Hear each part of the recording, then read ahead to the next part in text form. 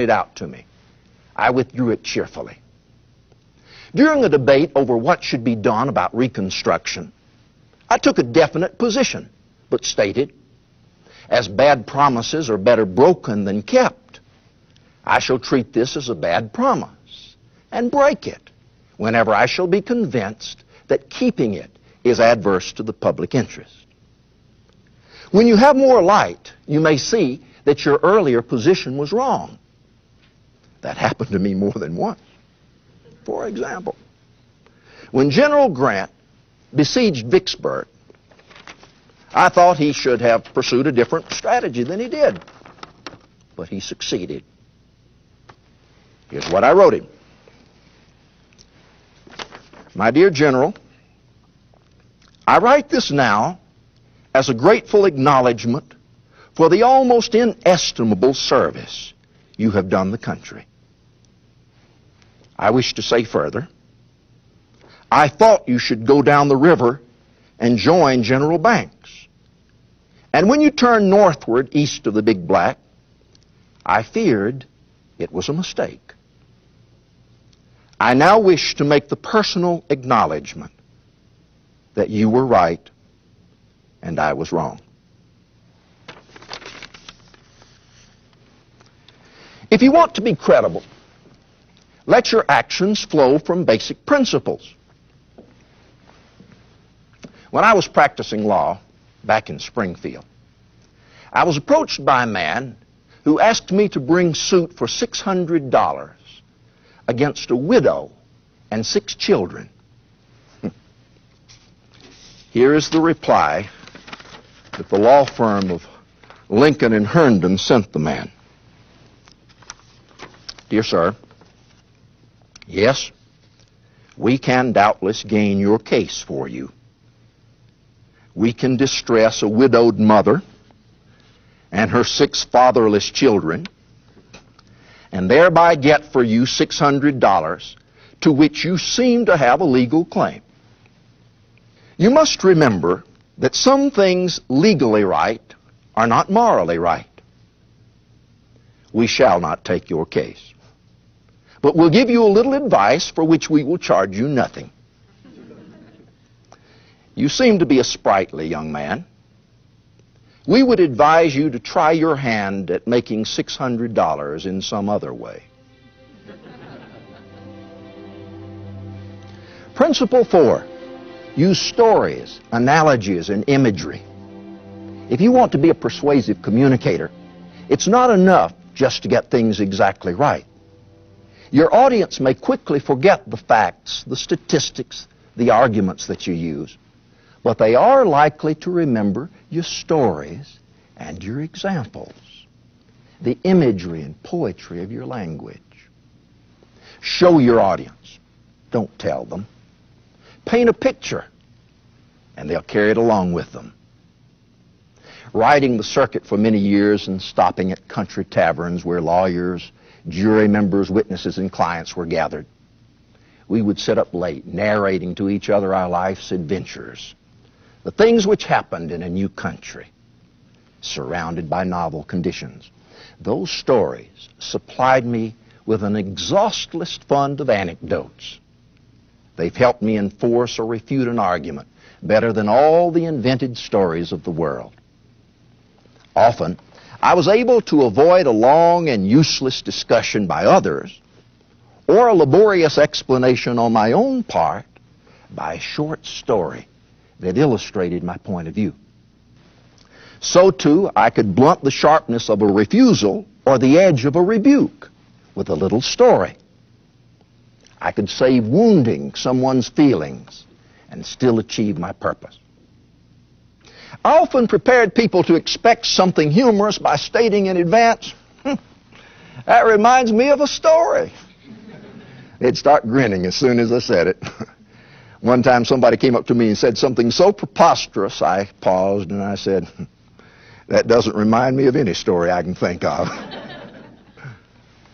Another good way to explain a thought is to compare it with something the listener already knows or understands. In the Gettysburg Address, I use the analogy of procreation and birth.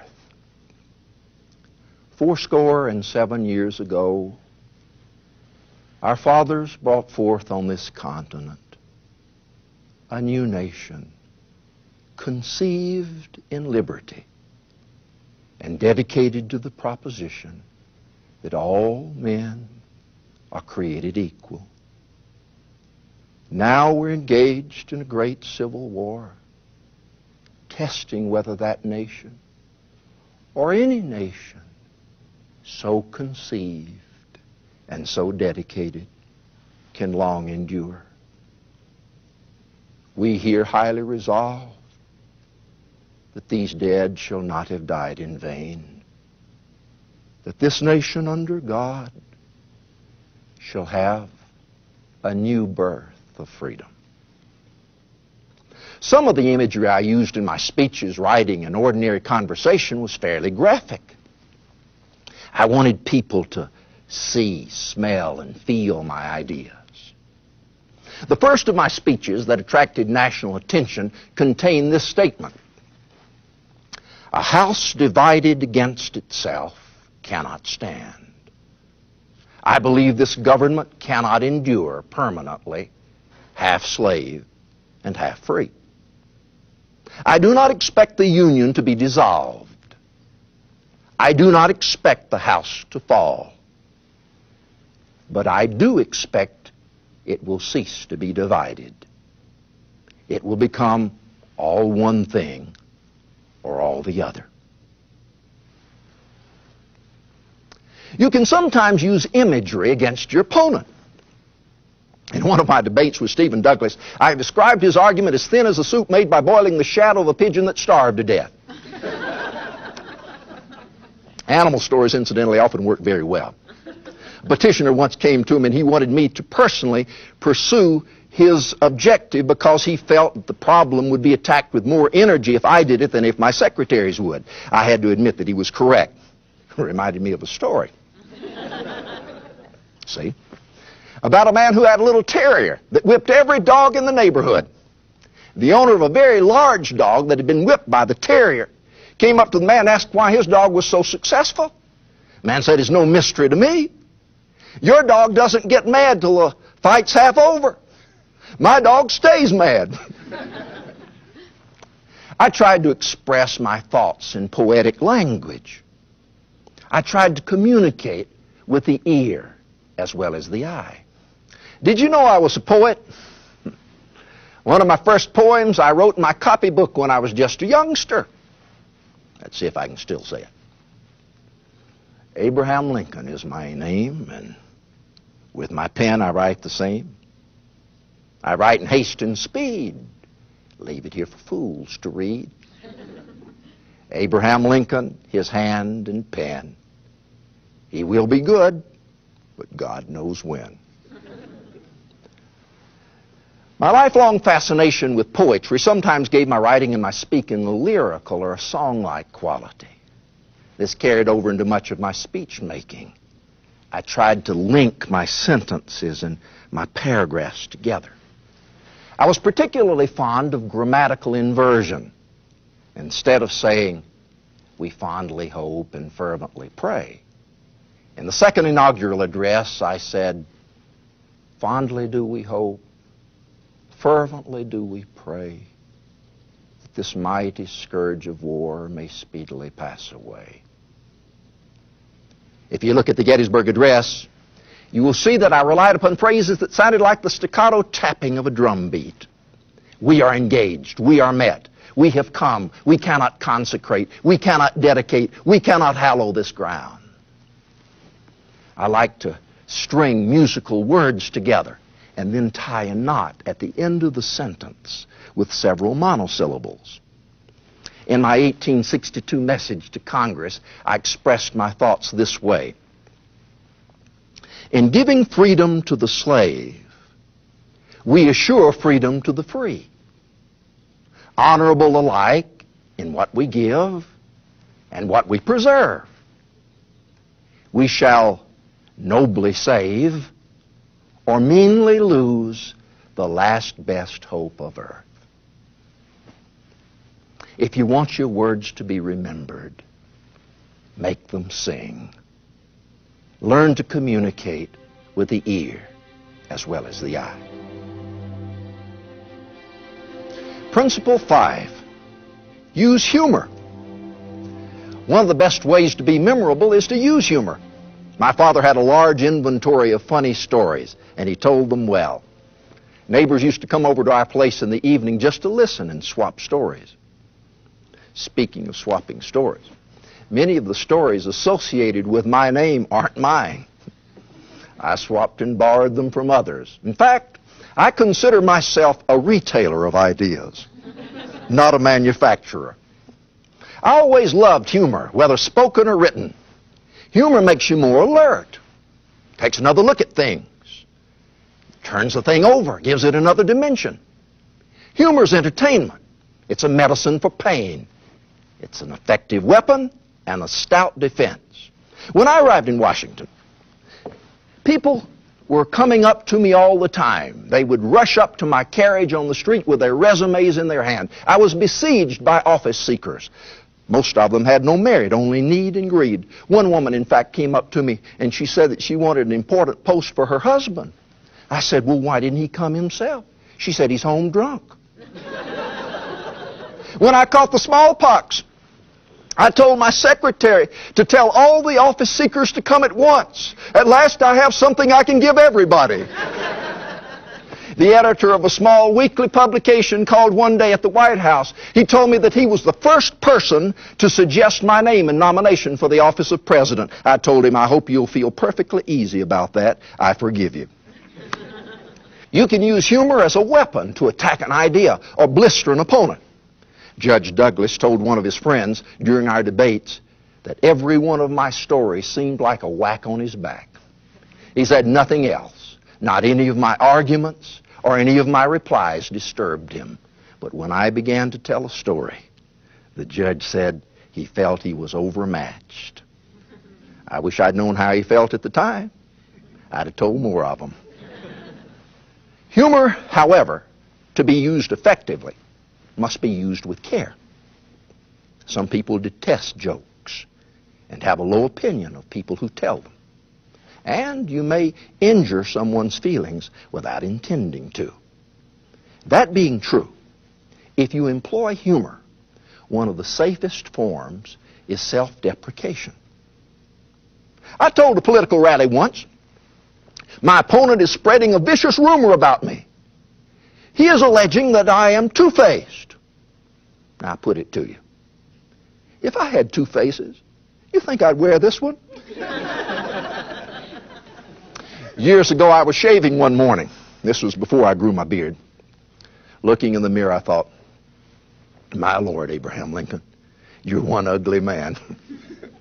Made me so unhappy, I made a vow that if I ever met a man uglier than myself, I'd shoot him on sight. Not long afterwards, I came upon a man who was the ugliest person I'd ever seen. I thought, Lincoln, this is your lucky day. I pulled my gun and told him to prepare to meet his maker. He said, why, Lincoln? I told him about my vow. He said, do you honestly think I'm uglier than you are? Yes. Fire away. If I'm uglier than you are, I don't want to live. You're not likely to receive a letter of complaint if you're making fun of yourself.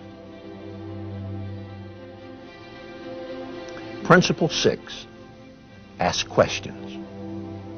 From my earliest days as a lawyer, I learned how important questions can be in winning a case. I made it a practice to put the burden of proof on the opponent whenever possible. Good questions have immense value in communication and leadership, yet they're frequently underused. People who are skillful in sales will tell you there's no reason to tell prospects something they themselves can discover. You can use questions to gain information or guide a conversation. Often the other party will not even know they're being guided. By means of questions, you can get them to think about a subject they might not have considered previously, or lead them to look at the subject in a different manner. Questions can be invaluable in developing reports. I arrived at the final draft of the Emancipation Proclamation through little steps. Every day, I would write a few lines on a long sheet of paper in the war telegraph room, think about it, and lock it away. This continued for several weeks. During this time, I asked questions of various individuals and groups. Sometimes I played devil's advocate. Here are some of the questions that I asked. How would we feed and care for such a multitude? What if the slaves were armed and then went over to the other side? How would the edict be received in Europe?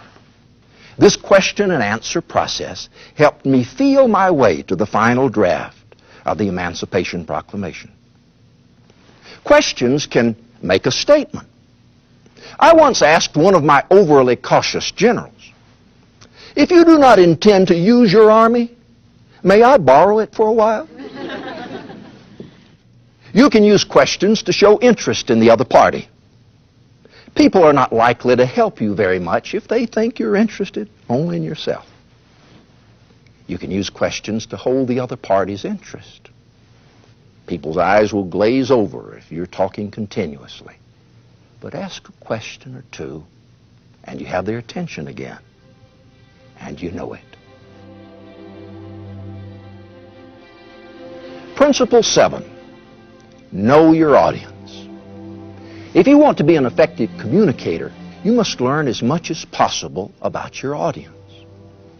I spent a lot of time persuading juries. In a sense, that's what we do when we communicate. We are persuading juries. So you must consider the type of